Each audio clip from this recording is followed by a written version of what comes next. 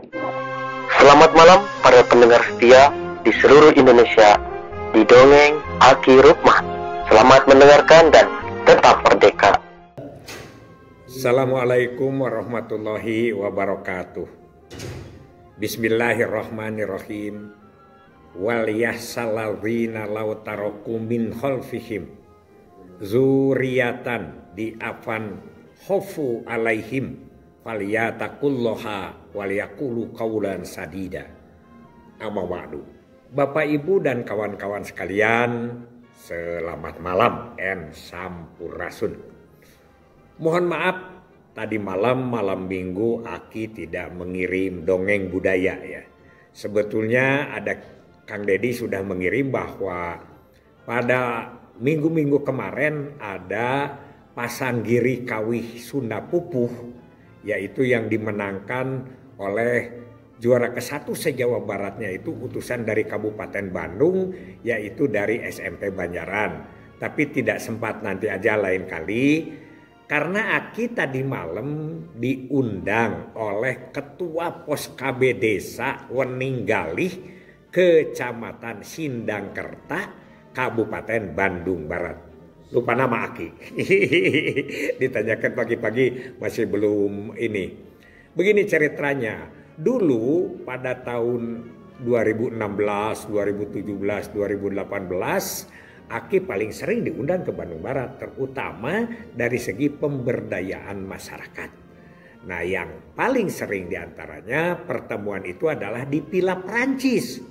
Villa Prancis itu dari Batu Jajar terus ke dalam. Nah, di situ ada yang disebut dengan aliran sungai Saguling ya. Saguling bukan Cirata di situ. Nah, tamannya indah sekali. Nah, di situ sering sehingga nyanyi-nyanyi dengan para kader dan sebagainya. Ibu Ketua Pos KB ini waktu itu sedang ngidam oleh anak dalam kandungannya 2-3 bulan katanya begitu.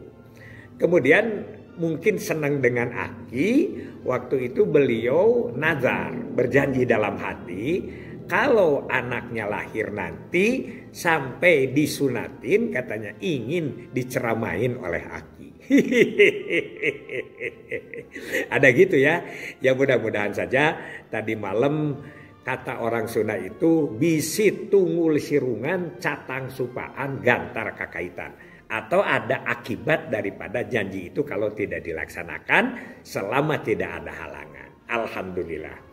Di sana komplit ada kepala desa, ketua MUI, para ustadz. Walaupun ya berjauhan maklum ya biasalah daerah Sindangkerta ke dalamnya itu kan gawir-gawir. Pasir-pasir begitu lengkap. Aki juga berbicara di panggung di atas. Para peserta yang mendengarkan di bawah. Ada yang sebelah sana, ada yang sebelah bawah. Sudahlah begitu. Memang kebiasaan di situ. Alhamdulillah Aki tadi malam menjelaskan tentang perkenalan Kementerian Kependudukan dan Pembangunan Keluarga. Terutama yang dibahas adalah pembangunan keluarga. Karena anak adalah bagian daripada kehidupan berkeluarga. Biasa, sebetulnya di dalam ceramah seperti itu paling enak, paling pas materi kita tentang pembinaan anak, khususnya tentang keluarga. Ya, Aki berbicara dari mulai bagaimana membangun keluarga, mempersiapkan keluarga, sampai kepada saatnya menikah. Menikah, nakaha. Nunnya adalah niat, K-nya kaifiah atau tata cara, dan H-nya adalah hikmah. Itu diurai. Kemudian hukum kawin, hukum punya anak, semua diurai. Aki lebih cenderung kepada cerita dan juga perintah-perintah. Aki sebut di situ yang pertama perintah pada surat Rum ayat 21 yang mengatakan bahwa wa min ayatihi an khalaqallakum min anfusikum azwaja litaskunu ilaiha wa ja'ala bainakum mawaddata warahmah.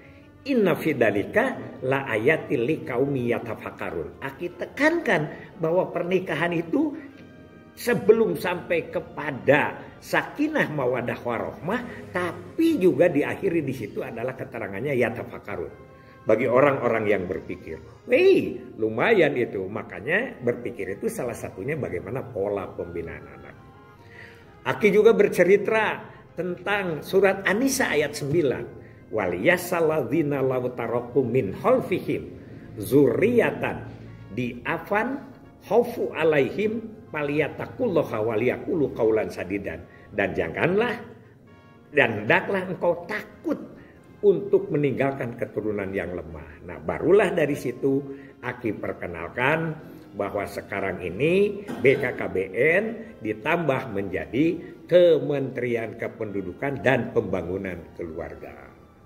Pembangunan keluarga tentu saja kesananya khususnya untuk pembinaan anak.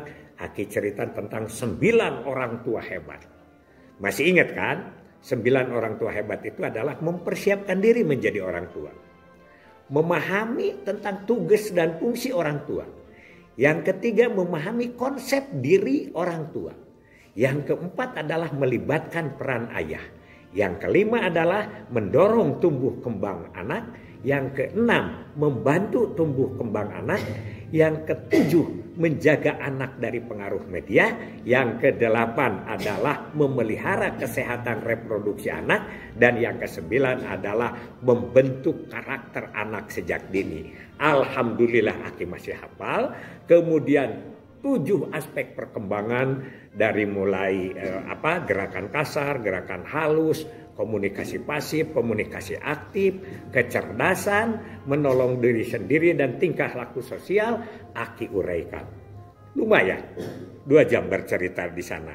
Dan juga alhamdulillah bahwa di situ para ustadz dan para kiai kayaknya jarang mendengarkan tentang materi pembinaan anak. Karena mereka hanya selalu mengarahkan supaya punya anak soleh. Supaya punya anak soleh. Tapi bagaimana cara anak soleh? Aki cerita bahwa dulu zaman Orde Baru, zamannya Pak Harto, kalau ada apa-apa itu para ulama selalu dilatih. Para ulama selalu diberikan orientasi tentang program-program yang baru. Sehingga antara ulama dan umaro itu bisa menjadi satu. Sekarang kayaknya penerangan-penerangan itu jarang. Bahkan kalau misalnya salah satu Pak Ustadz suruh bercerita tentang stunting, AAU sekarang itu banyak itu Aki temukan ya. Mudah-mudahan. Tapi tadi malam juga Aki bergembira melihat Pak Lurah sambutannya tentang segala biasalah diurai. Salah satunya adalah menceritakan stunting. Aki bilang bahwa stunting itu bagaimana kondisi di sini. Pak Lurah di pidatonya bilang stunting itu sudah banyak yang membantu, yang segala macam. Tapi kadang-kadang menjadi pabelit gitu ya. Karena misalnya ada yang sebagai orang tua asuh itu tidak langsung memilih satu persatu. Tapi kadang-kadang disatukan dalam satu posyandu. Yang membeli telurnya orang lain, yang memasaknya katanya desa. Dan yang membagikannya kadang-kadang jadi ribet juga. Nah ini Aki bilang bahwa kita sekarang harus lebih tertib lagi, terutama karena memang kalau stunting itu sampai ditentukan daerah stunting tahun ini katanya Waninggali tidak masuk, tapi tahun depan masuk lagi. Kenapa begitu? Gitu ya? Ya itu mah situasinya di bawah itu memang sudah agak sedikit saking ramainya sejak tahun 2018 kita menggarap ini, tapi sebetulnya secara teknis kita belum nyampe. Ingat kan? Waktu Aki di Karawang Barat juga ya bertemu di kelurahan Tanjung Pura ya kalau tidak salah di Karawang Barat. Aki dengan Ibu Kadis di situ cerita di bawah pohon ada 17 atau 19 tim TPK, tim pendamping keluarga itu, tapi 33 KRS keluarga rawan stunting dan yang stuntingnya tidak jelas yang megah waktu itu. Makanya sekarang kita lebih mantapkan lagi di bawah ya. Supaya jangan hanya sekedar stunting. Tapi kita usahanya sudah begitu banyak. Di antaranya ingatkan TOS. Bahkan orang tua asuh di Kupang, bupatinya waktu wawancara dengan Aki, di sana Aki cerita bahwa dibagi habis stunting itu kepada ASN dan kepada ABRI ya, TNI Polri. teritori. Dibagi supaya menjual menjadi orang tua asuh. Ini sudah banyak usaha-usaha kita. Nah, kembali lagi kepada cerita kita bahwa KIE sekarang tentang kependudukan dan keluarga berencana, termasuk Bangga Kencana pembangunan keluarga, ini sangat luas, bisa bicara di mana-mana. Mudah-mudahan kita semakin meminterkan, terutama para ustadz-ustadz yang ada di kampung, ya, itu dia selalu diberi. Aki minta kepada Kades supaya kalau rakor itu ulamanya diajak, RT RW-nya juga diajak, dan sekaligus disitulah pertemuan. Sehingga biar aja suluh berargumentasi. Mungkin kata ulama yang bagus itu kalau sodakoh jariah adalah ke masjid. Kata Kader Posyandu yang bagus itu sodakoh jariah ke posrandu. Yang kata guru sodakoh jariah itu kepada pendidikan. Jadi biar mereka menjadi wawasan yang lebih luas. Padahal semuanya adalah penting. Itu saja pengalaman Aki, alhamdulillah. Walaupun malam sampai jam 12 malam di sana, ramai Aki juga diskusi lebih dari 2 jam. Dan kemudian Aki sampai ke rumah dengan selamat kurang lebih jam 1.30. Mudah-mudahan ini forum-forum seperti ini kita perbanyak lagi.